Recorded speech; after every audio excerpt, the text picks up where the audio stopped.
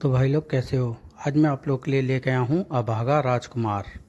चलिए कहानी स्टार्ट करते हैं। विवाह के 10 वर्षों पश्चात रानी सरस्वती की कोख आबाद हुई। आप माँ बनने वाली है महारानी। क्या सच? उफ, मैं ये खुशखबरी बर्दाश्त न कर सकूंगी। पागल हो जाऊंगी मैं दाई माँ।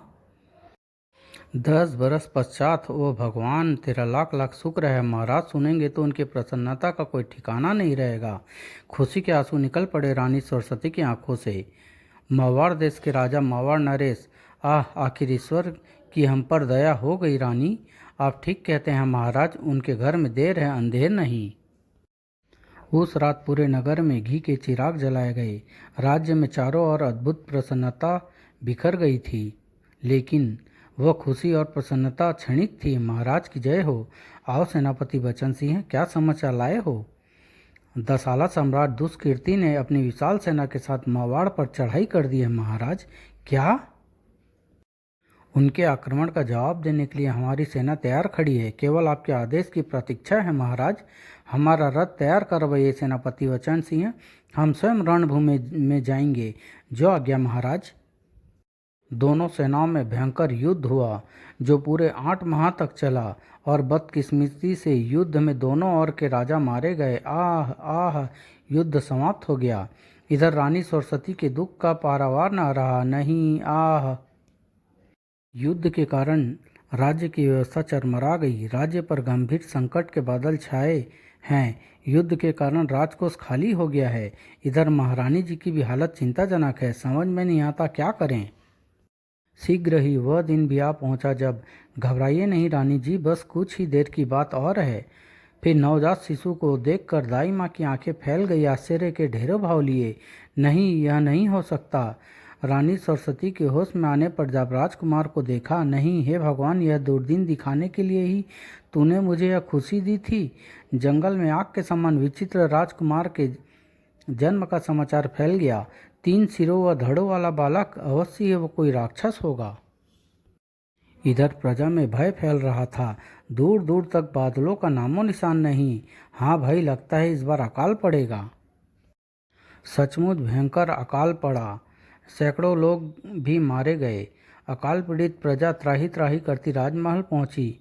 हमारे बच्चे भूख व प्यास से बिलख रहे हैं महारानी जी, हमारी मदद कीजिए। महामंत्री जी, राजकोष से प्रजा की खुलकर मदद की जाए। क्षमा करें महारानी जी, राजकोष। क्या बात है महामंत्री जी, आप कुछ कहते कहते रुक क्यों गए? राजकोष तो युद्ध के कारण बहुत पहले ही समाप्त हो चुका है महारानी जी। यह सुनते ही प्रजा में असंतोष फैल गया। एक युवक चीख पड़ा, यह सारे संकट नवजात राजकुमार की देन है। महारानी जी की कोख आबाद होने से लेकर राजकुमार के जन्म लेने तक कुछ न कुछ अनिष्ट होता आ रहा है। रानी सरस्वती के नेत्रों से ज्वाला सी फूट निकली। गुस्ताख, क्या बकता है तू? सारे नगर में यही चर्चा है महारानी जी। इन सब संकटों से हमें तभी छुटकारा मिलेगा जब राजकुमार को त्याग कर दिया जाए। वह मनहूस है रानी जी। हाँ हाँ, मुरली ठीक कहता है। नवजात राजकुमार पूरे राज्य पर संकट बनकर छा गया है महारानी जी। पहले राज्य पर आक्रमण हुआ, महाराज चल बसे, राजकोष खाली हो गया, अब भूख व अकाल। बकवास बंद करो। भूख ने इन सब के दिमाग खराब कर दिए हैं। महामंत्री, तुम हम एकांत चाहते हैं, तुरंत ही। जो आज्ञा महारानी जी। रनिवास में राजकुमार को सीने से लगाकर फूट फूट कर रो पड़ी रानी सरस्वती। मेरे लाल, कोई तुझे मनहूस कहे, यह एक माँ यह सब कैसे सह सके? उसी रात प्रजा भी राजा की संतान की तरह होती है। प्रजा के सुख के लिए मैं वह कार्य भी करूंगी जो एक माँ के लिए असंभव है। मुझे क्षमा करना मेरे लाल। हे गंगा, मैं अपने लाल को तेरे सुपुर्द करती हूँ। रानी सरस्वती ने जैसे ही अपने कलेजे का टुकड़ा नोच कर फेंका, अगली सुबह हुई तेज वर्षा के साथ। वह क्या मूसलाधार वर्षा है। लगता है संकट के बादल छट गए। रानी सरस्वती भी यह बरसात देखकर हतप्रभ थी। उफ, क्या सचमुच राजकुमार मनहूस था? नहीं नहीं, यह मात्र संयोग ही हो सकता है। तभी देखो देखो महारानी जी, आज उन लोगों के मुंह स्वयं वे बंद हो जाएंगे जो कल राजकुमार को बुरा भला। राजकुमार कहाँ है रानी जी? और महारानी की आंखों में झिलमिलाते दुख और पीड़ा के आंसू देखते ही जैसे महामंत्री व दाई माँ जड़ हो गए। उसके बाद फिर राज्य में सुख संपन्नता छा गई। धीरे धीरे लोग इस घटना को भूलने लगे। 20 बरस देखते ही देखते बीत गए।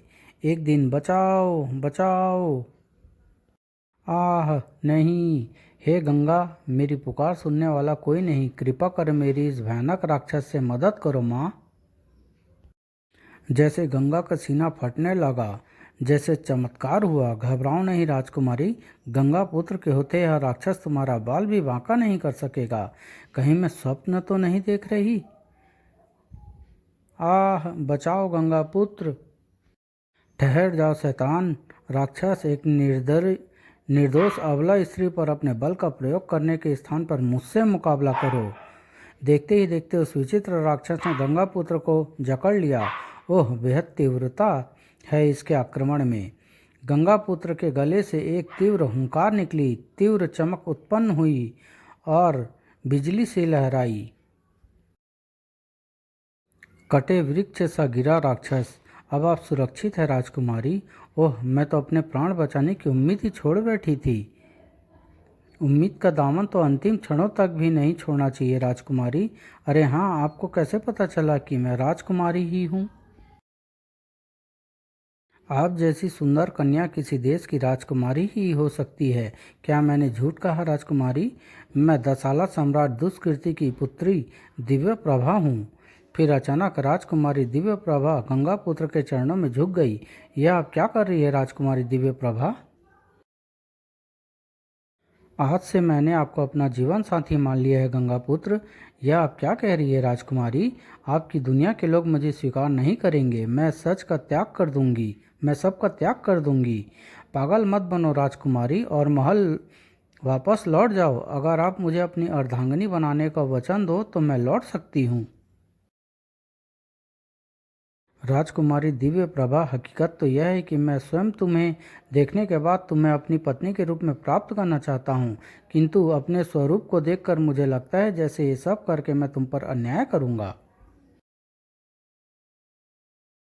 नहीं नहीं, मैं जा रहा हूँ दिव्य प्रभा, मुझे भूल जाना। नहीं गंगा पुत्र, रुक जाओ। गंगा पुत्र गंगा के अथाह सागर में लुप्त हो गया। नहीं गंगा पुत्र, जब तक तुम नहीं आओगे मैं यहाँ अनशन करूँगी। अथाह जल के भीतर जादुई दर्पण देखता गंगा पुत्र बेचैन हो गया। उफ राजकुमारी, तुम्हें ऐसा नहीं करना चाहिए। अगर तुम्हें कुछ हो गया तो मैं अपने आप को कभी क्षमा नहीं कर सकूंगा। उधर दसाला में रानी मनता अपने दो शक्तिशाली पुत्रों घन शक्ति और वज्र शक्ति के साथ। राजमाता की जय हो। क्या समाचार है सेनापति? राजकुमारी जी का कुछ पता चला? क्षमा करे राजमाता, कल से सैनिक दिन रात इसी प्रयास में लगे हैं, किंतु घन शक्ति चीख पड़ा। किंतु सेनापति, हमारी बहन दिव्य प्रभा को जमीन खा गई या आसमान निगल गया। वज्र शक्ति गरमा पड़ा। दिव्य प्रभा के साथ शिकार पर गए सैनिकों की तरह तुम और तुम्हारे शेष सैनिक भी निकम्मे हैं। अब उन सैनिकों को तो आपने इस शक्तिशाली घन से मौत के घाट में खुद उतार चुका हूँ। अब लगता है तुम्हारी बारी है सेनापति। घन शक्ति के हाथ में एक भारी भरकम घन प्रकट हुआ। वज्र शक्ति गुस्से से भर उठा। भैया घन शक्ति, इन निकम्मे सैनिकों से कुछ नहीं होगा। हमें स्वयं दिव्य प्रभा की खोज में जाना होगा। तुम ठीक कहते हो छोटे। माँ, हमें आज्ञा दो। जाओ पुत्र, सफल होकर लौटो। अपनी दिव्य सवारियों पर सवार होकर दोनों दिव्य प्रभा की तलाश में निकल पड़े। शीघ्र ही भैया घन शक्ति, वह देखिए कैसा विचित्र राक्षस है, लेकिन इसका वध किसने किया? अचानक बुरी तरह चौंक पड़ा वज्र शक्ति। भैया दिव्य प्रभा वहाँ नदी किनारे क्या कर रही है? शीघ्र ही दोनों उसके सामने थे। दिव्य प्रभा, बड़े भैया, छोटे भैया, आप यह सब क्या है? दिव्य प्रभा, वहाँ महल में राजमाता सहित सभी लोग तुम्हारे लिए परेशान हैं और तुम यहाँ न जाने किस सोच में बैठी हो। तुम्हें इसी समय महल वापस चलना होगा दिव्य प्रभा। तब दिव्य प्रभा ने गंगा पुत्र के बारे में सब कह सुनाया। फिर बोली, भैया मैं अपना गंगा पुत्र को अपना स्वामी मान चुकी हूँ। जब तक वह मुझे स्वीकार ना कर लेंगे मैं कहीं नहीं जाऊंगी। कुछ सोचकर घन शक्ति बोला, अगर ऐसी ही बात है पगली, तो गंगा पुत्र के साथ ही तेरा विवाह होगा ओह, यह भैया क्या कह रहे हैं? ओह, क्या सच भैया? बिल्कुल सच। मैं गंगापुत्र को महल आने का निमंत्रण देता हूँ। हे गंगापुत्र, अगर आपको दिव्य प्रभा स्वीकार है तो कल प्रातः महल पधार कर हमें कृतार्थ करें। हम शहर से दिव्य प्रभा का विवाह आपके साथ करना चाहते हैं। अब तो लौट चल पगली। ठीक है भैया, मैं आपके साथ चलती हूँ, किंतु मैं अपना अनशन गंगापुत्र के दर्शन करने के बाद ही तोड़ूंगी। जादुई दर्पण देखता गंगापुत्र भाव विह्वल हो उठा। मैं आऊँगा दिव्य प्रभा, जरूर आऊँगा। उधर महल में यह आपने क्या किया भैया घन शक्ति? आपने दिव्य प्रभा से झूठ क्यों बोला? हा हा हा, तुम भी मेरे चक्कर में आ गए छोटे। अगर मैं ऐसा ना कहता तो दुनिया की कोई शक्ति दिव्य प्रभा को महल आने पर राजी ना कर पाती, और मैं भी कोई ज़बरदस्ती नहीं करना चाहता था। किंतु भैया, अगर वह 3 सिरों वाला प्राणी महल में भी आ धमका तो? यह पृथ्वी है छोटे, यहाँ उस अजीबो गरीब प्राणी को लोग शैतान का अवतार ही समझेंगे, और रही सही कसर पूरी करेंगे हमारे यहाँ वहाँ बिखरे सैनिक। हा हा हा हा। अगले दिन, माँ गंगा, मैं पृथ्वी पर जा रहा हूँ, मुझे इजाज़त दो माँ। अब मैं तुम्हें नहीं रोकूंगी पुत्र। तुम किसी की अमानत के रूप में पिछले 20 वर्षों से मेरे पास हो। आज वह दिन आ गया है पुत्र कि मैं किसी की अमानत को उसे वापस लौटा दूँ। अमानत? आपके कहने का अर्थ मैं बिल्कुल नहीं समझा माँ। मैं तो राजकुमारी दिव्य प्रभा के पास जा रहा हूँ। मेरी बातों का महत्व तुम्हें पृथ्वी पर जाकर मालूम होगा पुत्र, और आज तुम्हारी मुझसे ये आखिरी मुलाकात है। आज के बाद तुम मुझे केवल स्पर्श कर पाओगे, देख नहीं पाओगे। आज से पृथ्वी तुम्हारा घर होगा पुत्र, जहाँ तुम्हें जन्म देने वाली तुम्हारी माँ राह देख रही है तुम्हारी। नहीं, उफ, ये आप क्या कह रही है माँ? जाओ पुत्र, मेरा आशीर्वाद सदैव तुम्हारे साथ है। आह नहीं माँ, मुझे अपने से अलग मत करो। मैं आपको खोकर जीवित रहना नहीं चाहता माँ। एक स्वर गूंज उठा। विलाप मत करो पुत्र। भाग्य ने तुम्हें 20 बरस गंगा की गोद दी। वक्त आ गया है, अब तुम जन्म देने वाली माँ के आंसू पोंछो। भारी मन से गंगा पुत्र गंगा का स्पर्श कर चल दिया। ओह, न जाने विधाता ने मेरे भाग्य में क्या लिखा है। कौन है मुझे जन्म देने वाली माँ, मेरी असली माँ? कहाँ ढूंढूंगा मैं उसे? चलते चलते सहसा ठिठक कर रुक गया वह। वहाँ कोई नगर दिखाई पड़ रहा है। वहाँ से मुझे दासला का पता चल जाएगा शायद। उसके नगर में प्रवेश करते ही तीव्र हलचल मच गई। अरे, यह कैसा मानव है? यह मानव नहीं, राक्षस है। 3 मुंह व 3 धड़ों वाला राक्षस शहर में घुस आया है। छद्म वेश में गश्त लगाते से गश्ती सैनिक चौंक पड़े। ओह, यह है वो। सैनिक चीख पड़े, राक्षस आ गया, मारो इसे वरना खा जाएगा तुम्हें।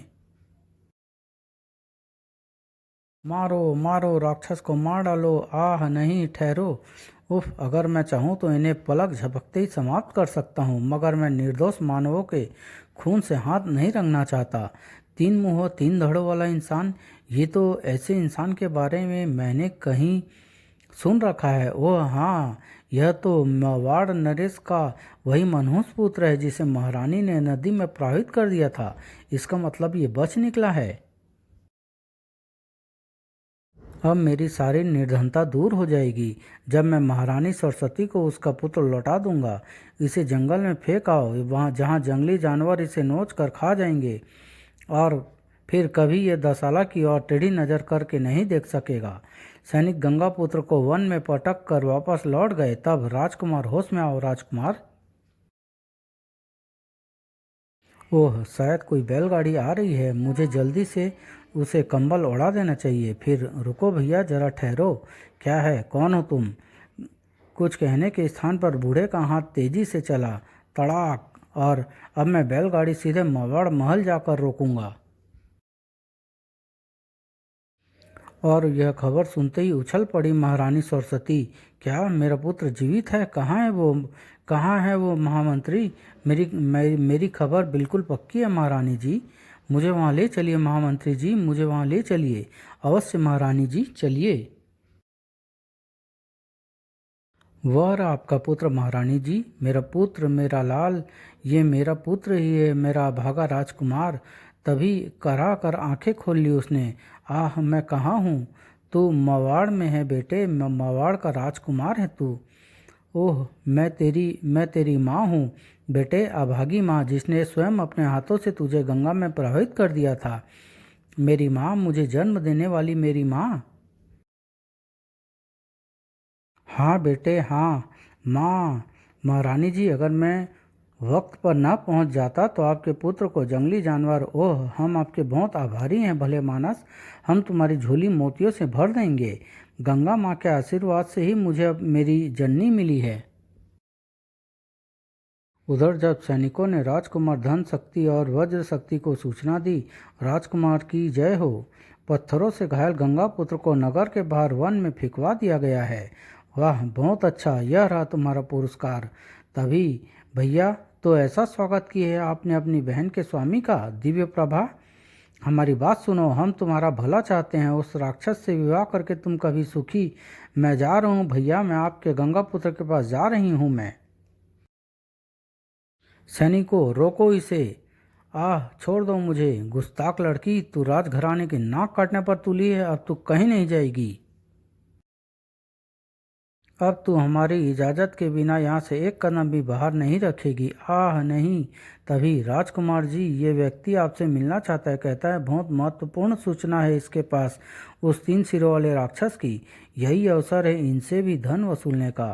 ओह, मैं ठीक कहता हूँ महाशय, दरअसल वह राक्षस कोई और नहीं, मावाड़ का खोया राजकुमार है। मावाड़ का राजकुमार, जिसके पिता ने हमारे पिता की हत्या की थी। पर तुम कौन हो? मैं। हाँ, बताओ कौन हो तुम? बताता हूँ राजकुमार, मैं पहले मावाड़ का नागरिक था, मगर पिछले कई वर्षों से मैं इस नगर में रह रहा हूँ। वज्र शक्ति ने उसका गला दबाकर उसे लाश में बदल दिया। ले जाओ इस लालची की लाश और चील कौवे के आगे डाल दो। भैया, अब वक्त आ गया है पिताजी की हत्या का बदला लेने का। हम प्रतिशोध अवश्य लेंगे छोटे, उस संपोले को मैं अपने हाथों से मार डालूंगा। फिर एक विशाल सेना के साथ दोनों चल पड़े मावाड़ की ओर। इधर आक्रमण का समाचार शीघ्रता के साथ मावड़ में फैल गया। 10 लाख के राजकुमारों का आक्रमण, उफ, उस मनहूस राजकुमार का नगर में कदम रखते ही पुनः संकट आरंभ हो गए हैं। रानी सरस्वती का कलेजा हिल उठा। नहीं, यह नहीं हो सकता। अगर मेरी प्रजा राजकुमार को फिर मनुष्य समझ बैठी तो उफ भगवान, ये दिन दिखाने से पहले तू मेरे प्राण ले ले। धैर्य से काम ले महारानी। 20 बरस तक अपने सीने पर धैर्य का पत्थर रखे बैठी हूँ महामंत्री, पर अब न रख सकूंगी, न सह सकूंगी महामंत्री। तभी माँ, क्यों आंसू बहा रही है तू? गंगा पुत्र,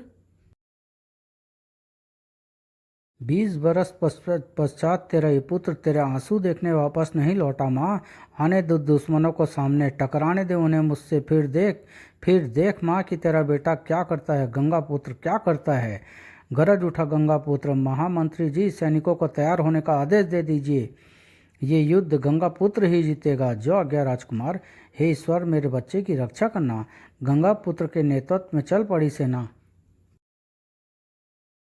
छिड़ गया संग्राम। हा हा हा हा। गाजर मूली की तरह काट डालो मावाड़ की सेना को।